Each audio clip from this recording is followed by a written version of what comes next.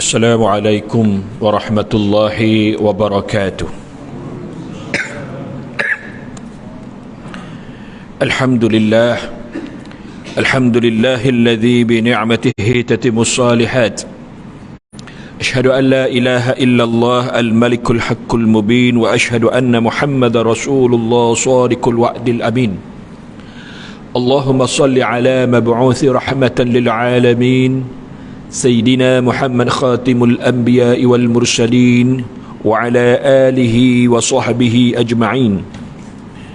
Subhanaka la ilma lana illa ma 'allamtana innaka antal alimul hakim. Wa la hawla wa la quwwata illa billahil aliyil azim, amma ba'. Alhamdulillah, pertama-tamanya marilah kita sama-sama berniat i'tikaf. Bagi mereka yang belum lagi berniat i'tikaf, marilah kita sama-sama berniat i'tikaf. Mudah-mudahan di sepanjang kita berada dalam majlis ini, di tempat ini, dicatatkan pahala di sisi Allah Subhanahu Wa Taala. Nawaitu i'tikaf fi hadha. Alhamdulillah, hari ini kita sambung lagi perbahasan mengenai kitab Ar-Ruh yang dikaryakan oleh Imam Ibn Qayyim Al-Jauziyah dalam bab Al-Faslu, yakni faslu wa amma mas'alatur rabi'ah.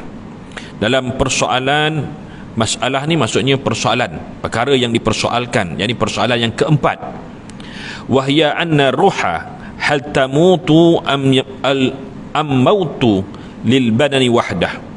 Artinya, adakah roh itu, adakah yang menimpa roh itu hal tamut am mautu lil badani wahdah. Maksudnya, adakah roh itu juga mati dengan matinya badan. Mana seorang itu telah meninggal dunia, adakah bererti badan itu mati, roh juga akan mati? فقد اختلف الناس في هذا فقال الطائفة تموت الروح وتذوق الموت لأنها نفس وكل نفس ذائقة الموت وقالوا قد دلت أدلة على أنه لا يبقى إلا الله وحده. قال الله تعالى كل من عليها فان ويبقى وجه ربك ذو الجلال والإكرام. Artinya, adapun manusia berselisih pendapat dalam perkara ini, dan ada yang mengatakan, waqala ta'ifah, ada satu kumpulan ataupun ada satu pendapat yang mengatakan bahawa tamutur ruh wa tazuqul maut li'anna nafsun. Maksudnya bahawa roh itu juga akan mati dan merasakan kesusahan mati itu, kerana dia itu adalah jiwa, adalah nafs, adalah diri. Dan setiap diri itu mesti merasakan mati. Kullu nafsin za'iqatul maut. Setiap diri itu pasti akan mati. Mereka menghujahi banyak dalil-dalil yang menunjukkan bahawa tiada sesuatu pun yang akan kekal di samping Allah. Allah telah berfirman, kullu man 'alaiha fan wa yabqa wajhu rabbika dzul jalali wal ikram. Segala yang ada di bumi itu pasti akan musnah, dan yang kekal hanyalah wajah Tuhanmu yang maha besar lagi maha mulia. Suratul Rahman ayat 26 hingga 27. Bahkan juga disebut dalam satu hadis yang dalam firman Allah Ta'ala yang lain, dalam suratul Qasas ayat yang ke-88, kullu syai'in halikun illa wajhah. Segala sesuatu ataupun kullu syai'in, semua benda akan binasa melainkan wajahnya, yakni Allah Subhanahu Wa Ta'ala. Wajahnya maksudnya zat Allah Subhanahu Wa Ta'ala yang tidak binasa. Bila kata wajah tu, ingat wajah pula, zat. Bila katakan wajah tu makna zat, zat yang mempunyai wajah. Sudah tentulah Allah tidak sama dengan makhluk. Mereka menghujahi lagi, kalau para malaikat sendiri akan merasai mati, maka jiwa, yakni diri manusia, tentulah lebih-lebih lagi. Seterusnya mereka mengatakan bahawa Allah Ta'ala telah menceritakan tentang penghuni neraka yang akan berkata, Tuhan kami, Engkau telah mematikan kami 2 kali dan menghidupkan kami 2 kali. Yakni mati yang pertama ialah mati yang disaksikan ramai kepada tubuh badan, manakala mati yang kedua ialah mati kepada roh. Tu. Ini pendapat yang pertama, yang mengatakan bahawa bila seorang itu mati, roh itu mati juga. Kan. Pendapat yang kedua, qala al-akharun la tamutul arwah فإنها خالقت للبقاء وإنما تمول الأبدان. قالوا وقد دلت على هذه الأحاديث دالة على نعيم الأرواح وعذابها بعد المفارقة إلى أن يرجعه الله إلى أجسادها، ولو ماتت أرواح لا يقطع عنها نعيم العذاب. وقد قال تعالى ولا تحسبن الذين اقتلوا في سبيل الله أموات بل أحياء عند ربهم يرزقون فرحين بما آتاهم الله من فضله ويستبشرون بالذين لم يلحقوا بهم من خلقهم. Surah Ali Imran ayat 169 dan 170. Hadza min al-qat'i bi anna al-arwahihim qad faraqat ajsadihim wa qad zaqat al-maut. Artinya, dan kata pendapat yang lain, la tamutul arwah, roh itu tidak mati. Fa inna khalaqat lil baqa, kerana Allah ciptakan roh itu kekal. Okay. Mereka mujahid kalau yang lain pula mengatakan bahawa roh itu tidak mati, bahkan ia diciptakan untuk kekal abadi. Tetapi yang mati itu ialah tubuh badan. Maksudnya bila seorang itu meninggal dunia, roh tu keluar daripada jasad, yang mati itu jasad. Adapun roh itu tidak mati. Ni kan, roh itu tidak mati. Kan, kalau roh tidak mati, apa yang berlaku? Maka roh itu akan ditanya oleh malaikat. Man rabbuka, ma imamuka, wa ma dinuka. Kan, itu akan ditanya. Yang ditanya itulah roh. Kan. Nah, mereka menghujahi dengan banyaknya dalil-dalil daripada hadis Nabi sallallahu alaihi wasallam yang mengukuhkan tentang pengecapan nikmat dan juga seksa bagi roh-roh itu. Nah, buktinya ketika berlaku peristiwa Isra wal Mi'raj, Nabi diperjalankan daripada Masjidil Haram ke Masjidil Aqsa. Untuk apa? Linuriyahu min ayatina, untuk kami perlihatkan sebahagian daripada tanda kebesaran kami, iaitu ada di kalangan mereka yang menerima azab dan ada di kalangan mereka yang mendapat nikmat. Antara nikmat yang disebut di dalam peristiwa Isra wal Mi'raj, Nabi nampak sekumpulan lelaki yazra'una yafsudun, yang mana mereka menuai dan juga mereka menyemai dan juga menuai. Hari yang mana mereka tu semai, hari itu juga mereka tuai. Setiap kali mereka tuai, tumbuh lagi. Maka mereka mendapat nikmat yang berlipat kali ganda. Lalu ditanya kepada Jibril, ya Jibril, man haula? Wahai Jibril, mereka ni siapa? Lalu Jibril berkata, mereka inilah orang yang berjihad fi sabilillah, yang Allah janjikan dia adhafal mudha'afah, dengan ganjaran yang berlipat kali ganda. Setiap kali mereka tuai, tumbuh lagi, begitu. Dan ada juga Nabi melihat di kalangan mereka yang mendapat azab. Ada di kalangan mereka yang mengunting-gunting lidahnya, ada mereka yang menghempas kepala dengan batu. Itu semua adalah sebahagian azab yang dikenakan ke atas roh, dan semua itu berlaku ke atas roh, bukannya jasad. Maka kalau roh bermati, dah tu siapa yang kena azab? Maka inilah pendapat yang kedua yang mengatakan bahawa roh itu tidak mati, bahkan roh itu kekal. Ini pendapat kedua. Dan pendapat pertama tadi dia kata mati. Maknanya bukti mati sebab Allah Ta'ala sebut kullu 'alaiha fan, semuanya akan binasa. Dan kalau semua akan binasa, yang kekal hanya Allah, berarti malaikat juga akan mati, roh juga akan mati. Kan?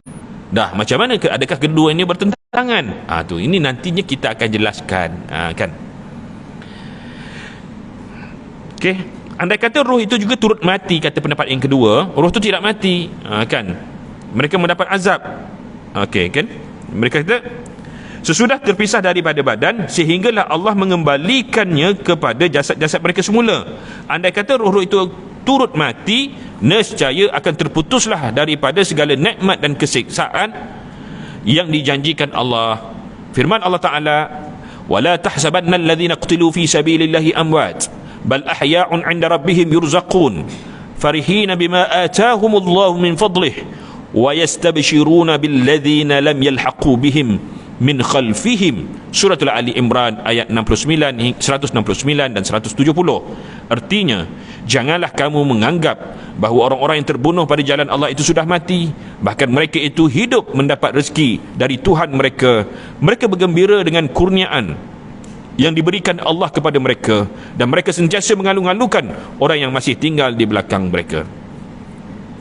Ini sudah pastilah bahawa semua roh-roh mereka telah terpisah dari jasad-jasad mereka, dan mereka telah pun merasakan maut, yakni merasakan kematian. Yang benar, ni barulah kesimpulan daripada pengarang kitab. Maka ulama ni berbeza pendapat. Ada yang mengatakan ya, roh itu mati. Yang kedua kata roh tidak mati. Kan? Yang benar, apabila dikatakan kematian jiwa, iaitu diri, iaitu berpisahnya jiwa itu dari tubuh badannya. Kalau dia masukkan mati menurut teori ini, maka dia tetap akan merasakan mati itu. Tetapi jika dimaksudkan bahawa jiwa itu akan hilang ketika keluarnya dari tubuh, kemudian ia terapung-apung hingga tiada diketahui tempatnya, maka dengan teori itu jiwa itu tidak mati, malah ia kekal sesudah menciptakan di dalam nikmat atau seksa, sebagaimana yang akan dibincangkan kemudiannya insya-Allah taala. Okey, baik. Maksudnya ialah bagaimana seorang itu dapat memahami tentang maksud manusia. Manusia itu roh, jasad dan juga diri. Kalau mereka menamakan ya, jasad tu jasad, kalau mereka katakan roh dan nafs itu sekali, roh dan nafs itu satu, bererti yang mati bererti roh itu tidak mati. Kalau mereka menganggap bahawa diri itu adalah jasad, maka roh itu sesuatu yang lain, maka mereka kata diri mati bersama dengan jasad. Jasad mati, orang tu pun mati. Kan? Mungkin agak complicated sikit dalam hal ni. Ini kerana apa? Perbahasan lanjutnya ada di perbahasan yang terakhir, iaitu pada masalah yang ke-21. Sebab ada tempat yang Ustaz dah hampir nak habis dah. Cumanya apa yang Ustaz nak ceritakan di sini ialah ringkas daripada, nanti Ustaz ringkaskan gini je.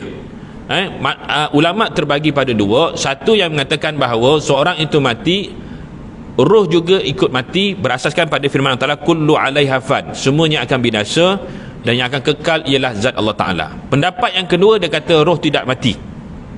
Pendapat yang kedua tidak mati, maksudnya bila roh terpisah pada jasad, yang mati itu ialah jasad, manakala roh itu akan mendapat nikmat dan juga azab. Dan yang paling tepat sekali ialah roh itu peringkat awalnya mereka tidak mati. Maksudnya roh terpisah pada jasad, jasad itu mati, tapi roh akan menemui soal di alam barzah, fitnah di alam barzah. Tetapi roh ini juga akan mati. Bila mana dia mati? Bila berlakunya tiupan sakakala yang pertama. Boleh faham tak?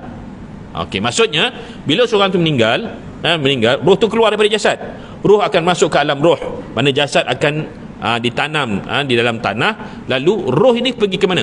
Roh akan disoal di alam barzah. Tak kira dia beriman ke tidak beriman ke, mereka akan menghadapi soal di alam barzah. Dan roh tidak boleh balik ke dalam dunia. Itu yang jelas, roh tidak boleh balik ke alam dunia. Sebab apa? Kalau dia mendapat nikmat syurga, buat apa dia nak balik ke dunia? Dia dapat nikmat syurga lagi. Kalau dia azab, maka dia tidak akan terlepas. Tidak ada satu makhluk pun bila dia diazab di alam barzah, iaitu di antaranya azab di dalam neraka, itu tidak memungkinkan dia akan selamat. Tak mungkin. Tak mungkin. Jadi tidak ada satu makhluk pun daripada kalangan roh ini akan terlepas. Oh, dia dah meninggal dunia, kita nampak. Tak ada. Itu bukan roh. Seringkali kalau orang Melayu itu ya. Kalau lalu dikubur, ada orang mati. Maka terasa-rasa orang mati itu melalui dia, nampak kelibat orang mati. Itu semuanya bukan roh. Dah tu siapa? Itu jin, yang tak ada kena-mengena pun tentang roh yang telah meninggal dunia. Tak ada. Jadi itu. Jadi roh ini akan disoal di alam barzah. Adakah dia akan mati? Ya, dia akan mati. Bila masa dia akan mati? Apabila berlakunya tiupan sangkakala pertama. Bila berlaku tiupan sangkakala pertama, kullu alaiha fan, maka di waktu itu semuanya akan binasa. Bahkan juga di kalangan para sarjana juga di dalam kitab Ar-Ruh menyatakan bahawa adakah azab di alam barzah itu mustamiran daiman ataupun biqadriha? Adakah dia berterusan ataupun dia mengikut kadar dosa yang dia lakukan. Maka ulama kata dia terbahagi dua. Ada yang diazab itu berterusan, berterus-menerus berterusan, dan ada yang diazab itu mengikut kadar dosa yang dilakukan. Seorang mukmin, seorang muslim yang melakukan maksiat contohnya, kederhakaan kepada Allah Ta'ala, lalu dia akan diazab mengikut kadar dosa dia, kemudian dia akan dilepaskan. Ini di alam roh, dia belum masuk ke alam, belum masuk ke alam akhirat, belum lagi. Ini kita cerita tentang alam barzakh, baru cerita alam barzakh. Maka di alam barzakh tu diazab mengikut kadar yang dia lakukan. Maka kalau orang yang diazab berterusan seperti Fir'aun, yang mana Allah Ta'ala sebut an-naru ya'ridu 'alaiha ghuduwan wa 'ashiyah, dan neraka itu dibentangkan kepada Fir'aun pagi dan petang. Wa yauma taqumu sa'ah adkhilu ala fir'auna asyaddul 'azab. Makanya Fir'aun ini dibentangkan siang dan malam berterusan. Nanti pada hari kiamat nanti, setelah dibangkitkan semula, bererti akan dibangkitkan bersama roh dan jasad. Dan di waktu itulah Fir'aun akan dihumban ke dalam neraka bersama roh dan jasad. Adapun sekarang neraka Fir'aun ini sedang diazab. Yang diazab itu ialah rohnya, sedangkan jasadnya berada di Museum Tahrir. Orang datang ke Mesir tengok, itulah mayat Fir'aun. Ya, itulah mayat Fir'aun, itu jasadnya. Adapun rohnya sedang diazab. Sebagaimana yang Allah sebut an-naru ya'ridu 'alaiha ghuduwan wa 'ashiyah. Maka roh itu akan terus diazab. Nah, sampai bila roh itu akan diazab? Sampai berlakunya tiupan sangkakala pertama, di mana jangankan roh itu akan binasa, bahkan malaikat azab juga akan binasa. Faham? Jadi bila sampai tiupan sangkakala pertama, itu semuanya akan binasa. Yang kekal hanyalah Allah. Sebab itu dalam surah Yasin, kan, lalu mereka terkejut, man ba'athana min marqadina, kan, lalu dia kata, siapakah yang mengejutkan kami sesudah tidur, kan. Maka dia katakan, siapa yang kejutkan kami sesudah tidur? Maka pada ayat ini dalam surah Yasin, di kalangan ulama dia berlaku khilaf. Nah, surah Yasin ini mengatakan bahawa ketika seorang itu mati, roh pun mati. Jadi tidak, bagi mereka ini tidak ada azab di alam barzakh, tidak ada. Maka mereka menghujahi dengan surah Yasin tadi. Nantinya ketika berlaku tiupan sangkakala yang kedua, bila manusia itu dibangkitkan roh bersama jasad, di waktu itulah mereka akan kata, siapa yang membangkitkan kami daripada pembaringan? Kan? Tu. Jadi mereka mengatakan bahawa ini bukti Quran sendiri mengatakan bahawa tidak ada azab di alam barzakh. Ada tak? Sebenarnya memang ada. Di kalangan para ulama itu ada, di kalangan mereka kata tidak ada azab di alam barzakh, tak ada. Azab itu akan ada selepas bila? Selepas berlakunya perhitungan di depan Allah Subhanahu Wa Taala. Bagaimana seorang itu boleh diazab sedangkan dia belum lagi dihitung? Itu pendapat yang pertama. Confuse lagi kita. Kan? Tadi baru confuse, dah okey balik, confuse balik. Kan? Itulah tujuan kita belajar. Jadi bila kita kupas, mula dah okey, tak faham balik. Faham? Itulah dengan cari demikianlah nanti kita akan faham. Kan? Itu pendapat yang pertama. Pendapat yang kedua, tidak, bukan begitu maksudnya. Yang dimaksudkan itu ialah azab yang dikenakan di alam barzakh itu azab yang dirasai oleh roh. Manapun jasad itu sudah hancur dimakan tanah. Nantinya bila berlaku tiupan sangkakala kali pertama, maka semuanya akan binasa. Makanya ertinya semua itu akan seperti saat dalam keadaan tidur, dalam pembaringan. Bila berlaku tiupan sangkakala kedua, barulah di kala itu roh dan jasad akan dihidupkan bersama. Maka itulah sebabnya mereka kata, siapakah yang menghidupkan kami ataupun mengejutkan kami dari pembaringan? Maka pembaringan yang dimasukkan itu ialah antara tiupan sangkakala yang pertama dan yang kedua. Pendapat yang kedua mengatakan tetap juga ada azab di alam barzakh, itu berlaku ke atas roh, adapun jasad sudah hancur. Apabila berlaku tiupan sangkakala kali pertama, itu semua hancur, yang kekal Allah. Kemudian bila berlaku tiupan sangkakala yang kedua, barulah di waktu itu roh dan jasad dibangkitkan semula. Maka ketika mereka dibangkitkan semula, lalu mereka kata, siapa yang menghidupkan balik atau menghidupkan kami dalam keadaan dalam pembaringan? Maka pembaringan itu ialah tempoh antara tiupan sangkakala pertama dan kedua. Cuma ulama tak dapat menilai berapa lama tempoh antara tiupan sangkakala pertama dan kedua. Itu tidak ada perbahasan. Sebab wallahu ta'ala a'lam, Allah tak beritahu. Jadi Nah, kalau kita tengok keseluruhannya, baru kita faham tidak ada perbezaan sebenarnya. Mungkin ada di kalangan para ulama itu sendiri, mungkin dia melihat daripada sudut yang lain. Kita tak katalah dia salah, cuma dia lihat. Sebab tu dah dalam hal ini kita nak melihat hadis-hadis ni, dalil-dalil ni, kita kena himpunkan semua, kemudian baru kita menyusun kembali, dan akhirnya barulah kita dapat hujah siapa yang paling kuat. Ini metodologi dalam penghujahan. Jadi itu contoh. Jadi kalau dalam bab agama, dalam menghasilkan hukuman, itu kita kena ambil semua hadis-hadis tersebut. Kemudian itu dipanggil majmu' wa taufiq. Majmu' itu menghimpunkan semua hadis-hadis, dan taufik itu kita menyelaraskan. Dan akhir sekali kita dah susun baru kita faham. Quran begitu, hadis pun begitu. Kan? Macam tu juga. Dulu ada perbahasan tentang apa ni? Sebab tu kalau kita melihat hadis, itu kita kena lihat latar belakang hadis itu bagaimana. Contoh, tentang dulu pernah ada orang tanya, apa hukum kita membakar semut? Memang dalam hadis ada kisah bagaimana ada seorang lelaki kerana dia digigit semut, lalu dia bakar satu perkampungan semut. Kan, lalu Allah Ta'ala tegur, adakah wajar kamu membakar kepada umat-umat yang sedang bertasbih? Dan lalu Nabi menghalang kepada mereka membakar perkampungan semut, yang ni busut semut tu.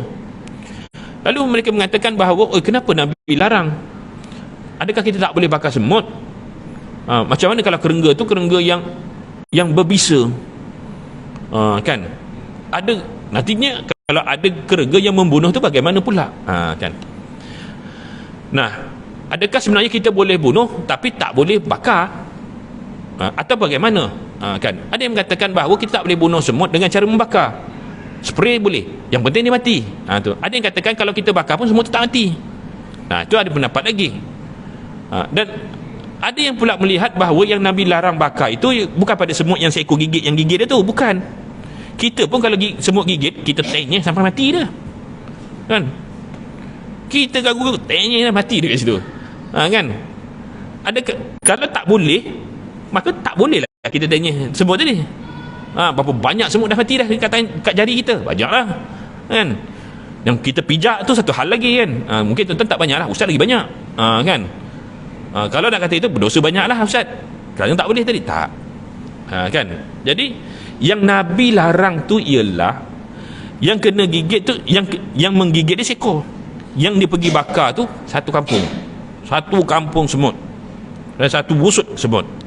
Dan ada yang mengatakan bahawa Nabi larang kerana kalau dibakar pun semut tu tak mati, tetapi apa yang akan berlaku, semut lebih banyak keluar, dan kebetulan di situ ada budak sedang bermain. Makanya Nabi melarang bakar semut itu kerana sadda zara'i, yakni kemudaratan yang lebih besar. Seekor semut pun yang dah kena gigit, kalau bayangkan satu kampung, mampus. Maknanya ramai lagi yang akan kena musibah tadi. Itu pun satu. Maknanya kalau kita nak melihat hadis, itu tidak boleh terpecah-pecah, maka kena lihat hadis itu latar belakangnya apa. Begitu juga dalam hadis yang banyak, dalam bentuk yang berbagai-bagai. Contoh, apa hukum kita mewarnakan uban? Kita beruban ni lalu kita warnakan, boleh ke tidak? Ulama khilaf lagi. Ada yang mengatakan tak boleh, dan ada katakan harus. Mereka yang katakan tak boleh sebab ada hadis yang mengatakan bahawa Nabi melarang seorang itu mewarnakan rambut. Orang tu uban, diwarnakan rambut orang tu, tak boleh, Nabi larang. Dan ada lagi hadis yang mengatakan Nabi melarang mereka mewarnakan uban itu dengan warna dengan warna hitam. Nabi larang warna hitam. Tapi ulama yang mengatakan harus, ia hukumnya harus sebab pertama sekali berlaku dalam peperangan Fathul Mekah, itu Nabi menyuruh semua sahabat-sahabat mewarnakan rambut. Kan, kalau dia dilarang, kenapa Nabi menyuruh? Nah, mereka mengatakan yang larang tadi itu sebab perang. Maka boleh. Kan kalau perang itu banyak yang tak boleh menjadi boleh. Dan mereka kata tak. Ya, kalau dah boleh itu boleh. Disebabkan perang ataupun tidak. Nah, mereka menghujahi yang kata boleh tadi. Pertama sekali, Nabi menyuruh mereka mewarnakan rambut ketika dalam peperangan Fathul Mekah. Termasuklah Sayyidina Abu Bakar yang kuat ubannya. sebelum pergi perang lagi. Ketika hijrah pun dah banyak uban, apatah lagi dalam Fathul Mekah. Lalu mereka menghujahi, mereka mewarnakan rambut itu hukumnya harus. Yang kedua, mereka mengatakan bahawa yang Nabi larang mewarnakan rambut di waktu itu berlaku penjualan hamba, yang mana hamba yang muda itu harganya mahal, manakala hamba yang sudah beruban harganya rendah. Maka kerana nak naikkan harga, lalu diwarnakan rambut yang beruban tadi. Bukan disebabkan tidak boleh berwarna, tetapi disebabkan penipuan dalam perniagaan tu. Itu yang mereka menghujahi, kata boleh. Yang masukkan hadis itu ialah sebenarnya warnakan rambut itu sebabnya penjualan hamba tadi, penipuan dalam perniagaan. Hadis yang mengatakan bahawa tidak boleh mewarnakan warna hitam, warna selain daripada warna itu, warna-warna perang. Ini kerana pendapat yang mengatakan boleh, mengatakan harus, kerana rambut asalnya bukan warna hitam pun, memang warna asal dia perang. Dan memang Allah jadikan manusia ni ada rupa dia sesuai dengan rambut hitam. Orang Melayu sesuai lah warna hitam, kan. Orang putih tu mungkin rambutnya perang, kan. Maka jangan diwarnakan hitam, warnakan asal rambut orang tu bukan warna hitam pun. Sebab itu mereka yang mengatakan harus itu menghujahi dengan hadis dalil begitu. Maksudnya melihat latar belakang hadis tu apa. Begitulah agama ini. Apabila nak dihujahi begitu, kena lihat latar belakang latar belakang dalilnya, barulah kita mendapat gambaran yang sebenar.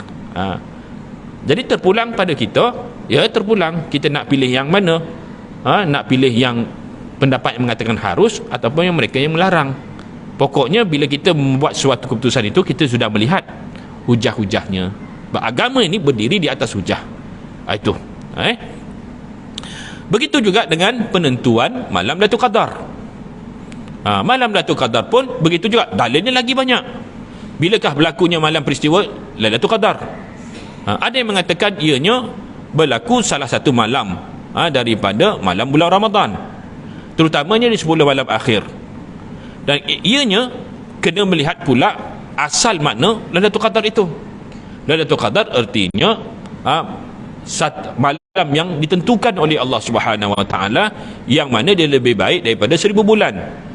Dan kisahnya berlaku ketika Nabi SAW bersama dengan para sahabat. Ia berlaku di hujung-hujung, di akhir-akhir riwayat Nabi SAW, ketika Nabi duduk memuji pemuda-pemuda Bani Israel, yang mana pemuda ini berjihad selama 80 tahun.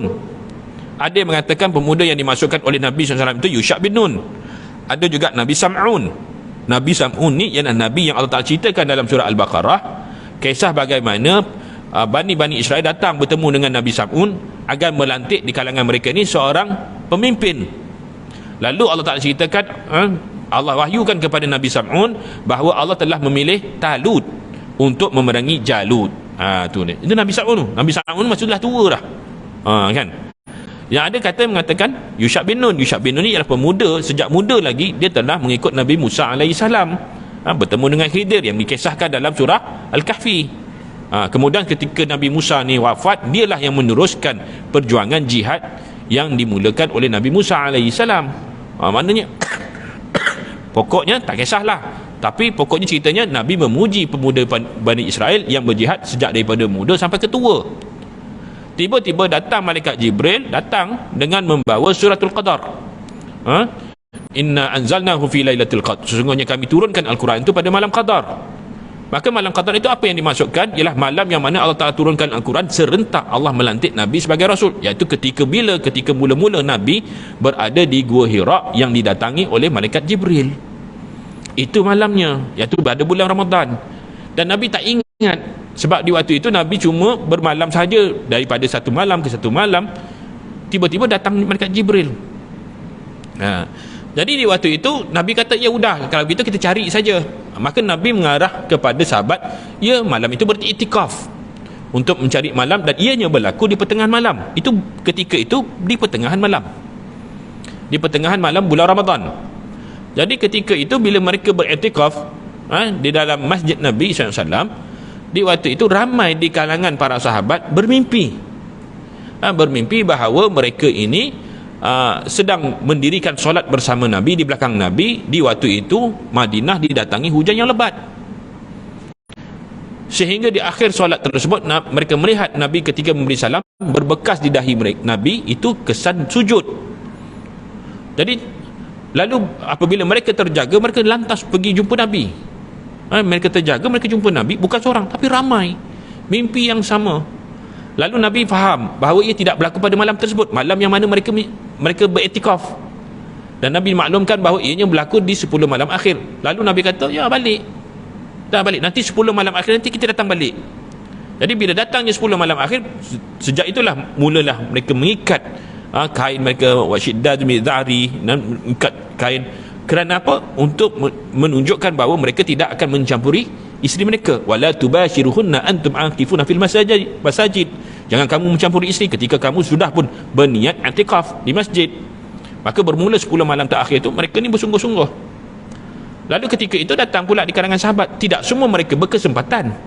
Bukannya dulu, sekarang pun sama. Sekarang lagi. Zaman Nabi pun ada di kalangan mereka yang berniaga, ada mereka yang bekerja di ladang. Makanya tidak mungkin di kalangan mereka ni mampu untuk memenuhi 10 malam akhir. Tak mungkin. Lalu Nabi kata, pilihlah saja malam-malam ganjil. Makanya jadualkan. Hari ni boleh, hari tak, hari ni boleh, hari ni tak. Tu. Kan Nabi sendiri 10 malam. Jadi mereka memilih. Maka ada pula yang kelewatan, dapat maklumat lambat. Bukan ada announcement pun, bukan ada CCTV pun. Kan? Jadi bila datang, malam tadi mereka mengatakan mereka beriktikaf. Lalu, ya Nabi, ya Rasulullah, macam mana dengan saya ni? Dah terlewat ni. Nabi kata, pilihlah sama ada malam 23, 25, 27, malam-malam ganjil. Dan malam-malam yang berbaki. Ada yang tak sempat lagi, pilih sajalah malam yang ke-27. Gitu.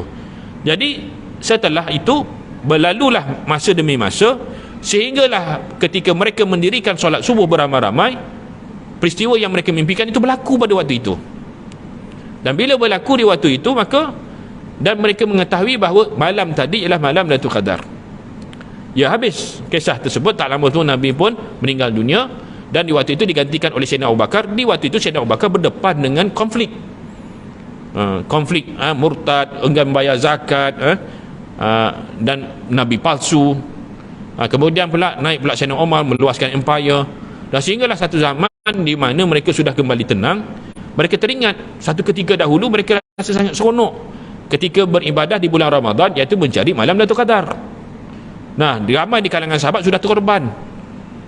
Terkorban dalam perang, dalam peperangan dalam peperangan Qudusiyah, macam-macam peperangan lagi. Maka mereka di kalangan mereka itu, mereka mengumpul sesama mereka mengatakan bahawa, dulu kita pernah mencari malam Lailatul Qadar. Kan? Lalu mereka pun kata, yang ni kata aku teringat malam yang ke-21. Yang ni pula kata malam 23. Yang ni pula malam 25, ada yang 29 dan macam-macam. Maka terpisah-pisah. Sehingga kan Ubay bin Ka'ab bersumpah, aku ingat sangat tarikh tersebut, iaitu ianya berlaku pada malam yang ke-27. Dan sebab itulah kenapa hadis yang kita sampai pada kita tentang malam Qadar itu berbeza-beza, disebabkan di waktu itu mereka cuba mencari. Dan memang pun pada permulaan 10 malam terakhir ketika Nabi masih ada, Nabi kata taharrau, carilah kamu. Dan ketika zaman Nabi sudah pun mereka kenal bahawa yang berlaku itu pada malam yang ke-27. Iaitu malam yang ke-27 itu berarti pada malam, ketika malam yang ke-27 Nabi mula-mula datang Jibril, itu malam yang ke-27.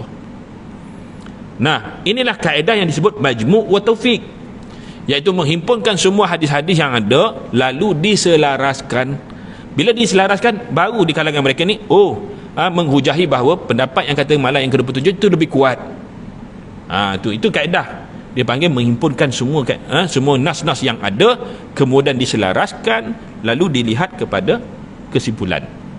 Samalah juga cerita kaedah yang sama yang digunakan dalam bab pertama tadi semut tadi, yang kedua tentang uban tadi, yang ketiga tentang malam Lailatul Qadar, dan termasuklah dalam bab tadi, dalam bab roh ini, adakah dia binasa, mati ketika matinya badan, ataupun yang berlaku itu ialah roh tidak mati ketika badan itu mati, iaitu berlaku kematian, roh tak mati, tapi roh disoal di alam barzah, tetapi ia juga akan mati bila berlaku tiupan sangkakala yang pertama. Jadi kesudahannya kita akan nampak bahawa dia tidak kontradik, tetapi bila kita dah susun balik, baru kita faham. Kan gitu. Jadi kalau tidak, kita akan berada dalam keadaan zon, sangkaan. Orang ni sangka macam ni, orang ni sangka macam ni. Agama bukannya agama ni agama hujah. Dia tidak akan biarkan umat itu dalam keadaan bersangka-sangka. Iyyakum wazzan anna zanna aksabul hadis. Berhati-hati kalian terhadap sangkaan, kerana sangkaan itu seburuk-buruk perkataan. Agama tidak boleh dibiarkan dalam keadaan menyangka-jangka. Mana boleh kita beribadah dalam keadaan kita menyangka-jangka? Tak boleh. Kan? Agama ini agama yang berasaskan pada hujah. Jadi sebab itu bila kita meraihkan semua pandangan, akhir sekali kita menyelaraskan, baru kita akan dapat satu hujah yang kuat. Dan lalu kita beramal pada hujah tersebut. Kan? Jadi itu. Baik. Tiupan sur ataupun sangkakala dan akibatnya. Kalau dikatakan tiupan sur sangkakala itu, adakah roh itu masih hidup seperti asalnya, ataupun roh itu juga akan mati lalu dihidupkan semula? Jawapannya, Allah telah berfirman, wa nufikha fis sur fa sa'iqa man fis samawati wa man fil ard illa man syaa Allah. Artinya, lalu ditiupkanlah pada sangkakala, maka pengsanlah segala yang ada di langit dan di bumi.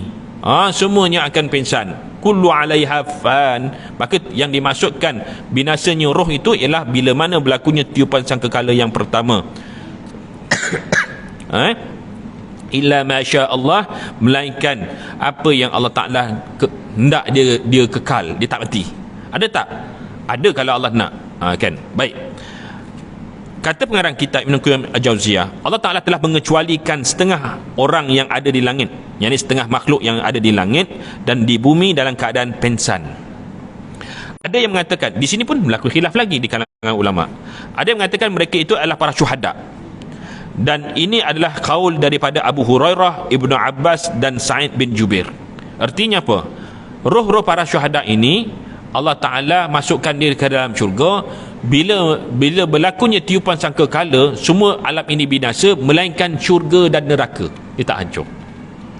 Maka mereka yang Allah Ta'ala selamatkan, seperti roh-roh para syuhada, wala tahsabanna alladhina qutilu fi sabilillahi amwat, jangan kamu sangka bahawa mereka yang mati di jalan Allah itu mereka mati. Tak, bal ahya, bahkan mereka tetap hidup.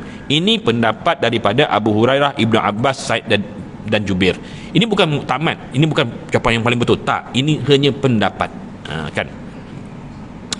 Ada yang mengatakan mereka itu ialah Jibril, Mikail, Israfil dan Izrafil. Yang kata semua akan binasa. Ya, makhluk di dalam syurga pun bila dia tiupan sangkakala, mereka pun mati juga. Tetapi yang tak mati itu ialah tiga malaikat, iaitu Jibril, 4 malaikat, Jibril, Mikail, Israfil dan Izrail. Ni malaikat maut. Ini adalah qaul Muqatil dan lain-lain. Bahkan dalam tafsir At-Tabari ada yang menyatakan bahawa setelah semua dah mati ni, roh-roh yang para syuhada pun mati, sebab nanti dia akan sebab di waktu itu dia masih roh lagi, kerana nanti ketika tiupan sangkakala yang kedua, Allah akan bangkitkan roh bersama jasad. Sebab tu Allah matikan semua. Melainkan yang tak mati itu 4 malaikat saja, iaitu Jibril, Mikail, Israfil dan Izrail. Kan? Jadi ketika Allah Ta'ala panggil, Allah matikan 3 malaikat. 3 malaikat itu apa? Mikail, Israfil dan last kali Izrail. Ada pun Jibril itu nanti dulu. Kan? Kemudian sebab apa? Bila dah tinggalkan semua, barulah tinggalkan. Allah Ta'ala tanya, dah habis masa dah. Sambung ke azan? Kita bagi azan.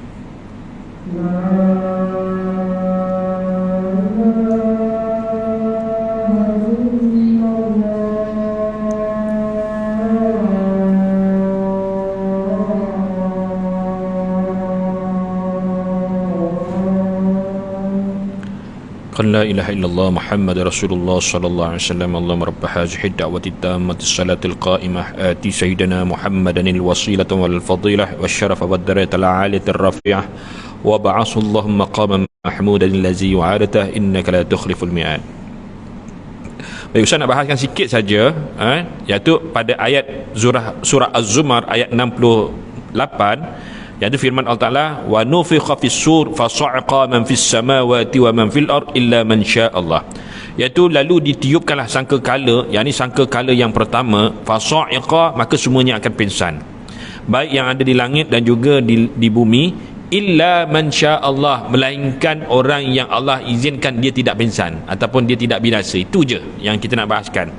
Sehingga kan ulama berbeza pendapat. Pendapat yang pertama mengatakan bahawa mereka itu ialah para syuhada. Ini pendapat Abu Qaud daripada Abu Hurairah, Ibnu Abbas dan Sa'id bin Jubair. Pendapat yang kedua, illa man syaa Allah, mereka yang tak dimatikan itu ialah 4 malaikat, Jibril, Mikail, Israfil dan Israel, itu malaikat maut. Ini mengikut pendapat Muqatil. Ada pendapat yang ketiga mengatakan mereka itu ialah penghuni syurga daripada bidadari dan lain-lain, dan juga pelayan-pelayan di dalam syurga. Itu yang dikatakan illa man syaa Allah. Kerana apa? Kerana syurga itu tidak dibinasakan. Ini pendapat yang ketiga, kan? Dan pendapat yang ketiga ini begitu juga mereka yang ada dalam neraka dan penduduknya dan penjaganya. Dan ini adalah kata Abu Ishaq dan Syaqula daripada sahabat kami. Ini pendapat daripada siapa tu Syaqula? Syaqula ialah bapa kepada Ibnu Abi Ishaq. Namanya Ibrahim bin Ahmad bin Umar bin Hamdani Asy-Syuqalai Asy-Syaqulai, faqih al-Hanbali al-Baghdadi, yakni seorang faqih bermazhab Hanbali berasal daripada Baghdad, Iraq. dan meninggal dunia pada tahun 369 Hijrah. Dan itu pendapat yang ketiga. Pendapat yang keempat, Imam Ahmad menaskan bahawa bidadari dan anak-anak syurga tidak akan terhitung antara orang-orang yang akan mati lagi ketika penipuan sangkakala ini, kerana Allah Ta'ala telah memberitahu bahawa ahli syurga itu tidak akan merasai mati setelah mereka mati kali pertama. Surah Ad-Dukhan ayat 56. Nas ini menunjukkan bahawa mereka tidak akan mati lagi selain mati yang pertama itu. Andai kata mereka juga akan mati lagi, nescaya mereka akan mati 2 kali. Ini pendapat Imam Ahmad. Pokoknya ulama ni khilaf khilaf pendapat. Dah tu daripada pendapat pengarang kitab sendiri, dia sendiri tak menyimpulkan. Ada ketika bila khilaf-khilaf, lalas dia pun sendiri tak ambil keputusan. Dia biarkan dalam keadaan khilaf saja. Itu.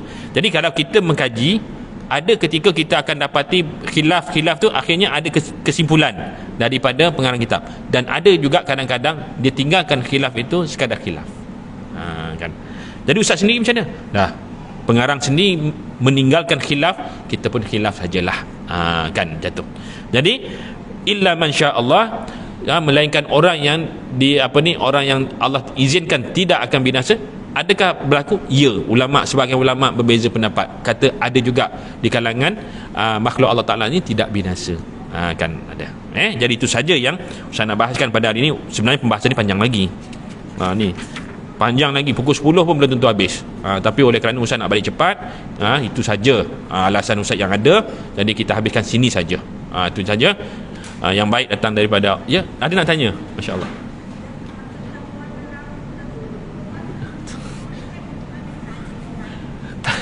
Tak dengar. Boleh ya?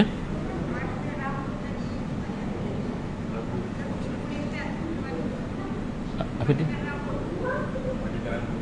Warnakan rambut tadi, ubat tadi. Apa hukum warnakan rambut? Bukan. Okey. Yang dibolehkan macam mana? Untuk perempuan tak ada masalah. Warnakan je lah. Kan, tu je. Sebab ulama tadi khilaf, ada yang katakan tak boleh, ada kata boleh. Bila kata boleh, boleh. Warnakan je lah. Kan, warnakanlah rambut. Kan. Tadi perempuan ni tak ada masalah. Sebab apa? Dia pakai tudung, dia tak ada masalah. Kan, tu dia. Okey, itu saja. Yang baik datang daripada Allah. Yang baik datang daripada Allah, yang salah, yang silap adalah kelemahan diri saya sendiri. Aku qauli hadza wa astaghfirullah. Bismillahirrahmanirrahim. Alhamdulillahirabbil alamin, wassalatu wassalamu ala asyrafil anbiya'i wal mursalin wa ala alihi wa sahbihi ajma'in. Allahumma faqihna fid din wa 'allimna ta'wil. Allahumma ja'alna minal ladzina yastami'una qaul fanattabi'una ahsanah. Wa sallallahu ala sayyidina Muhammad wa ala alihi wasallam. Walhamdulillahirabbil alamin. Assalamualaikum warahmatullahi wabarakatuh.